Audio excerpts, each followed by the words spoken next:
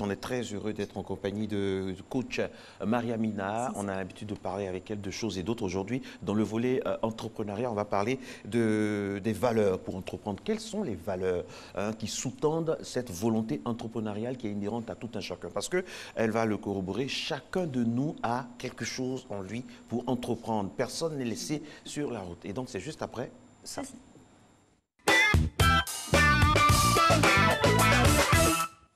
Bonjour coach. Bonjour. Bienvenue à Bonjour, nouveau. Merci.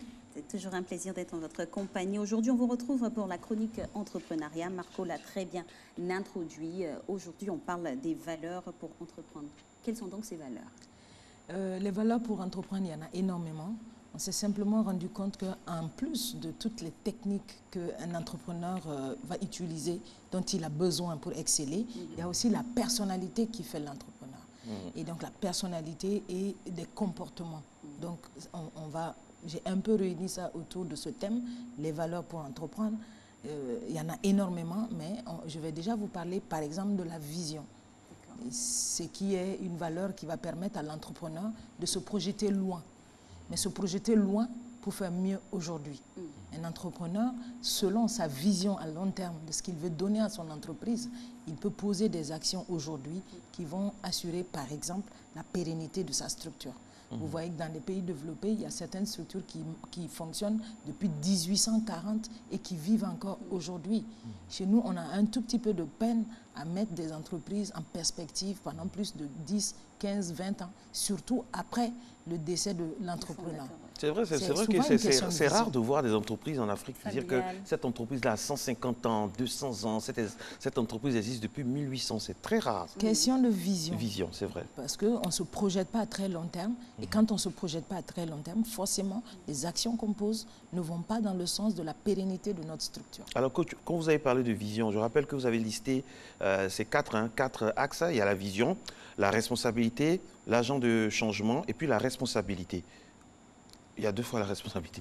Ah non. Il y a la vision, la responsabilité. On va parler maintenant de la responsabilité. Oui, la responsabilité, c'est du fait qu'un entrepreneur, en fonction de tout ce qui va se passer au sein de son entreprise, doit toujours se rappeler qu'il est responsable de tout. Et ça va se sentir dans l'offre de service, ça va se sentir dans tout le reste. Et souvent, on en a rencontré qui fuient cette responsabilité. Quand un entrepreneur me dit « Attention, vous n'avez pas été libéré, oh, vous savez, c'est les agents ». Non, c'est vous le responsable. Et le fait à chaque instant de situer sa propre responsabilité en fonction de tout ce qui ne va pas nous permet également de corriger la ligne directrice de notre structure et de nous mettre sur la bonne voie. Aussi, on parle d'agent de changement, toujours dans la vision d'évolution. Également, être agent de changement est très important, surtout de nos jours. Je vous donne l'exemple du problème de sécurité qui se passe un peu partout dans le monde. On a des entrepreneurs qui viennent nous dire, écoutez, ça ne va pas parce que depuis la crise, depuis le problème sécuritaire, nous n'avons pas de marché. Mais comment il s'adapte à ça? Comment il devient un agent de changement afin d'adapter sa structure et tout ce qui va, c'est-à-dire ses produits, sa clientèle, en fonction de la situation du moment. Parce que le monde est changeant. Et l'entreprise doit pouvoir changer avec son environnement afin de s'adapter. Sinon, tout de suite, il est largué. Sachant bien, et ça, je l'ai dit à un entrepreneur qui m'a sorti ça, j'ai dit, depuis le problème de sécurité, depuis les attentats, il y a des entreprises qui ont fait du boom. Comment ils ont fait? Ils se sont adaptés. Ça, c'est très important de s'adapter, surtout dans nos pays en voie de développement ou en voie d'émergence, où parfois le climat, l'environnement est assez particulier. Quand je parle de climat, c'est le climat des affaires s'entend. Alors, vision, responsabilité, agent de changement et ensuite leadership. Leadership. Très important, parce que le facteur humain est le plus important en entreprise. J'aime bien le dire en rigolant, quand on parle d'entreprise, en réalité, c'est une entité abstraite. Derrière l'entreprise, c'est simplement des hommes et de votre manière de mobiliser leur intelligence collective, leur motivation. C'est de ça que va dépendre le succès de votre structure. Forcément. Excusez-moi. Et au centre de tout ceci, on pourrait aussi ajouter l'éthique, n'est-ce pas? Parce qu'on voit ce qui se passe ici avec des grands patrons, l'actualité.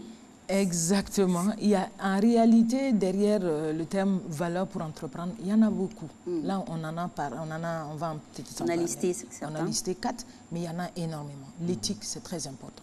Chaque structure doit avoir normalement son éthique, sa mission, ses valeurs. Mais coach, est-ce que ça paye en Afrique? Est-ce que ça paye en Afrique où il y a des, je parlais tout à l'heure de climat, de choses, d'environnement particulier. Est-ce que ça paye en Afrique où, par exemple, une entreprise soutient par exemple une cause et que la cause tourne après, et en temps normal, comme on le voit dans d'autres pays, l'entreprise fait un communiqué pour dire qu'elle se désolidarise de telle ou telle cause. Mais chez nous, en Afrique, ça fonctionne, c'est là où la vision va vraiment montrer sa force. C'est-à-dire que sur le coup, on aura l'impression que certaines prises de position ou certains choix vont ralentir notre activité parce qu'on verra d'autres qui ne le font pas aller plus vite. Mais on parle vraiment dans la pérennité. Quand on bâtit une entreprise, on ne la bâtit pas pour 5, 6 ans, 10 ans, on la bâtit pour la prochaine génération et même pour les suivantes.